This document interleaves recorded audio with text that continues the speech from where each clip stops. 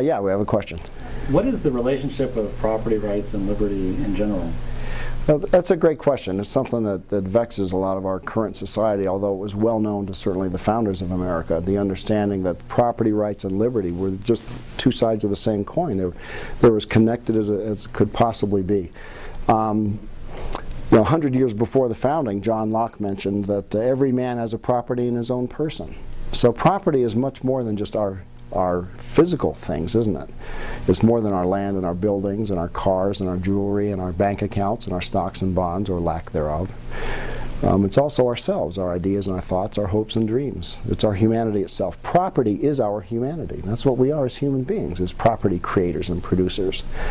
And the argument came forth from that the fruits of our labor is our property as well, so our income that's earned and the things that we purchase with that. And if you were to steal my car, for example, you would steal half of my life, half of a year of my life, because it might have taken me half a year to earn the money to buy that car.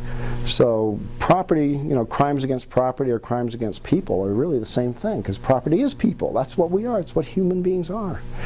It's kind of an interesting concept. When you get into it at that deep level, you can follow the train of thought of political theory from John Locke. And actually, you can go way back before that, but through 100 years after John Locke, you have the founding of America. You have John Adams saying that property is surely a right of mankind, as real as liberty.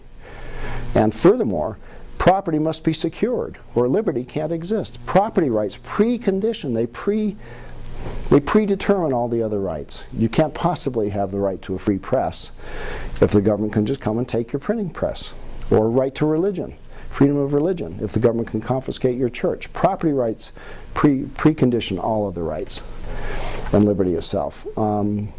Abraham Lincoln mentioned that a property rights argument against slavery itself, that he said, in her natural right to eat the bread she earns with her own hands, he's speaking of a black slave, in her natural right to eat the bread she earns with her own hands, without taking leave of anyone else, she's my equal and the equal of all others.